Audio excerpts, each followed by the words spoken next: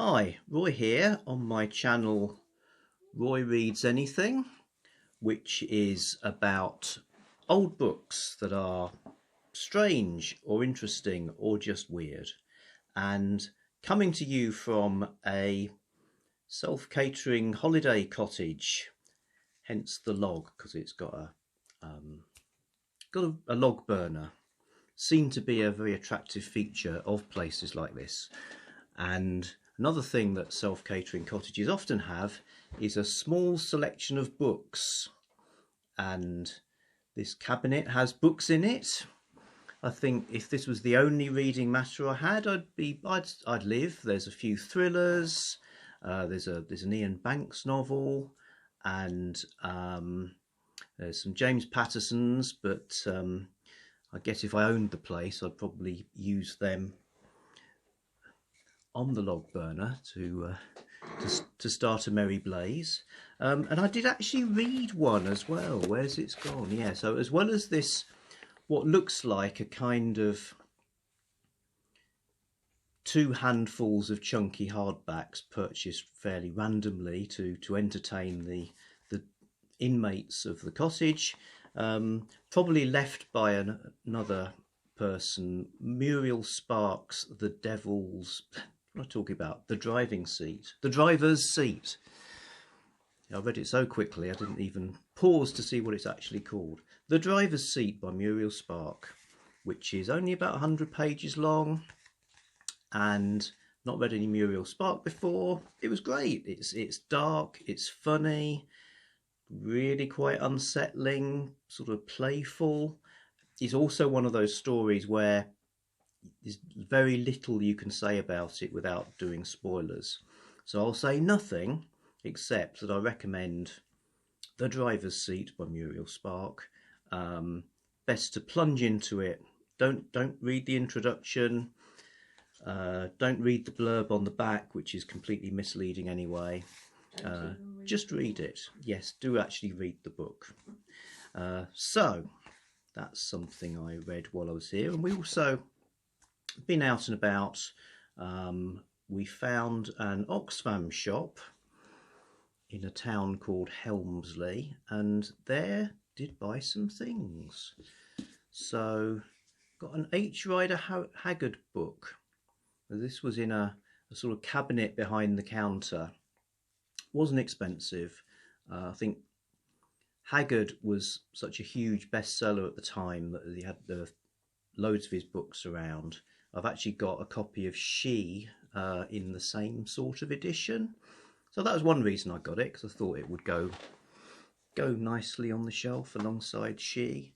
Also interesting that H. Rider Haggard, known for his adventure stories, basically Lost Race adventures, books like the She series, or all of his Alan Quatermain books. This, however, is a romance, not the adventure kind of romance. It's an actual love story type romance, apparently, and it's also meant to be very good. So I would look forward to reading this one day. Could be a good one if there's some sort of booktube challenge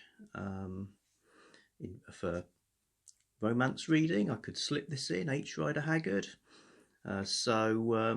Yeah, having said that, this engraving of a young woman in a canoe or something does look slightly adventurous, so we will see. Book from 1892, formerly owned by Jenny Pickard, who had a nice fountain pen, and she also had this book, which, you know, I just love these as objects. I love even the damage is kind of nice.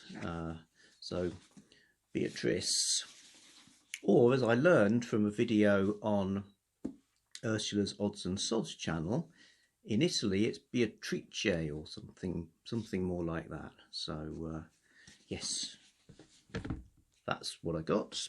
But it didn't stop there. Not one, not two, but 3 Philip K. Dick novels.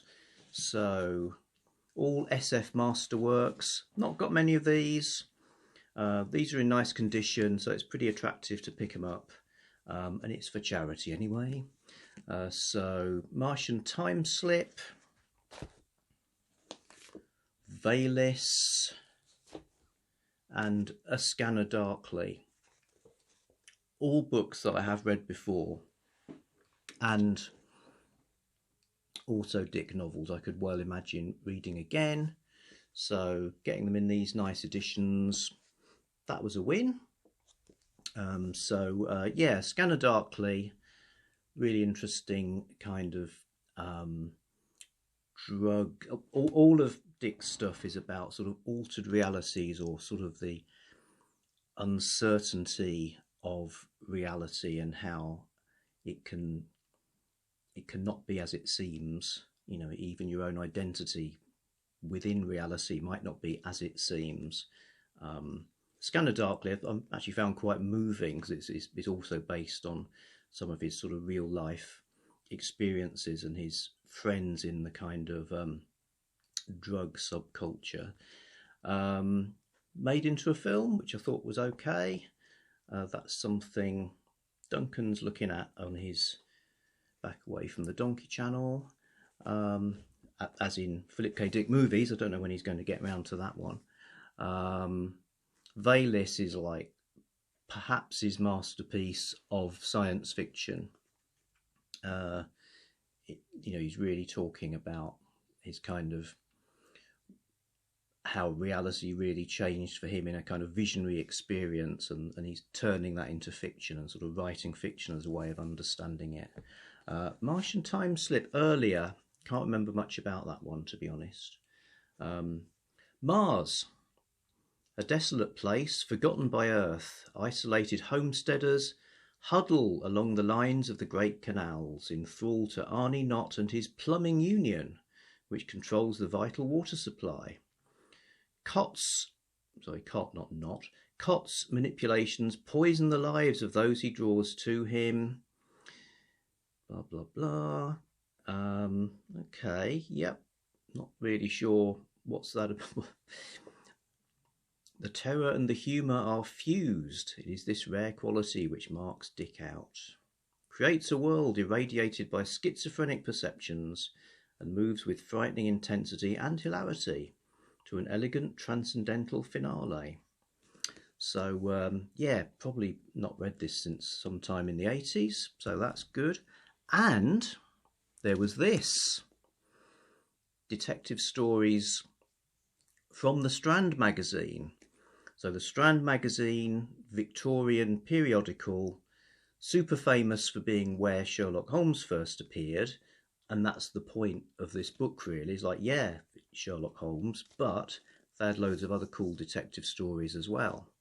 So you get in a nice hardback,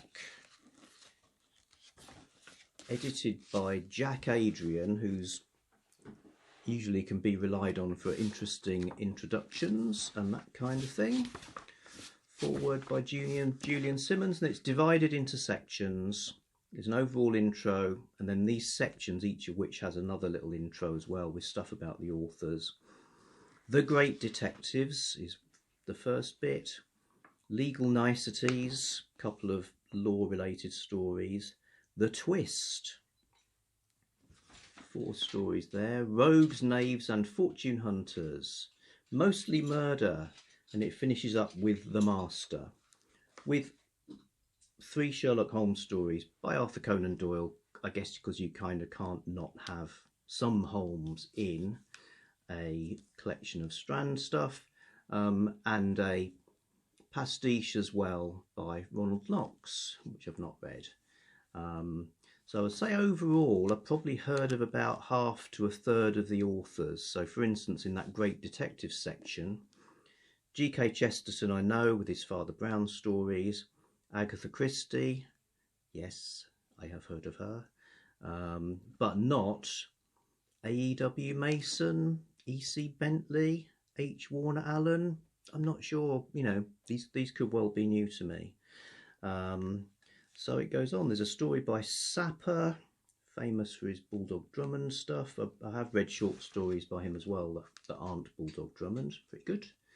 Aldous Huxley's got one. W. Jacobs, Edgar Wallace. Yeah, lots of ones I don't know as well. So I thought that was a great book to get for £2.50. And finally, the one I'm actually reading already is Thank Heaven Fasting by E.M. Delafield. And I really got this. It was £1.50, so why not? I like the idea that it's in one of these reprint book clubs that produce vast numbers of hardbacks back in sort of mid 20th century. This one was called The Holiday Library. So I sort of thought, well, we're on holiday, so just got to have it really. The Holiday Library. So, you know, I suppose their thing was they've made the books a little bit small and portable, stuff like that. Interesting selection. You've got some crime. What sounds like crime. Wide Boys Never Work by Robert Westerby. Could be a crime book, I guess. They're not all fiction. There's a William Faulkner. Quite a range. So what was that title I thought was good? I Live Under a Black Sun by Edith Sitwell. They Drive by Night by James Curtis. I think that was made into a movie. So The Holiday Library is a new series of modern reprints. It consists of outstanding works of fiction, biography and autobiography, together with occasional works of general interest, published during the last 30 years. This came out in the early 50s. In a number of cases, the text has been specially revised for the new edition. So the specially revised makes it sound like this is a good thing. Oh yeah, great, they specially revised it. Rather than thinking, it's not the original text. What have you done, Holiday Library people? So what this special revision might be, I don't know. Whether they're slightly abridged or whether they somehow made them more suitable for the holiday reader, perhaps by inserting extra scenes of holidays into the stories, or leaving out anything disturbing that would lower the mood of your holiday experience. Not sure. This story is one of Miss Delafield's most brilliant novels. Opens in London early in King Edward's reign and tells of Monica Ingram living in Eaton Square with her parents, and taught to believe, in common with all her generation, that the aim and object of a woman's life is marriage. So based on the first 50 pages, it's a little bit like a Jane Austen plot, except it's in Edwardian times. And yeah, very, very readable. Eaton Square, being a peasant, I mainly know things like that from television rather than books. And growing up, there was a show called Upstairs, Downstairs that was kind of aristocrats and their servants in a house in not Eaton Square, Eaton Place, but they're parallel to each other. So I actually made a pilgrimage to Eaton Place to see the Upstairs, Downstairs house once upon a time. Love that show. It has Jean Marsh is one of the servants. She was Bav Morda in the movie Willow, and what else? Oh yeah, in Return to Oz, she's like the evil witch queen with the transposable heads. Okay, transposable heads. There won't be any of that in this book because it's not that street. Tell you another interesting thing, just to join all these things together. That show, Upstairs, Downstairs, there's a butler guy, right, called Mr. Hudson. And one of the writers of the show, a guy called John Hawksworth, I think it was him, he wrote a book that's a biography of Dr. John Watson, MD, of Sherlock Holmes fame. And tying in with Sherlock Holmes, see? My my hypothesis that all books are connected. And in that book, he throws in that Mrs. Hudson in the Sherlock Holmes stories is related to the Hudson guy in the upstairs downstairs stories. So when I went to the to the house, it was like, oh, this is where all the stories converge. It's like the ley lines of fiction. This is one of the places where they all meet. Okay, I'm stopping now and going to burn my log, and I'll see you another time when I'm probably not on holiday. Okie doke, bye.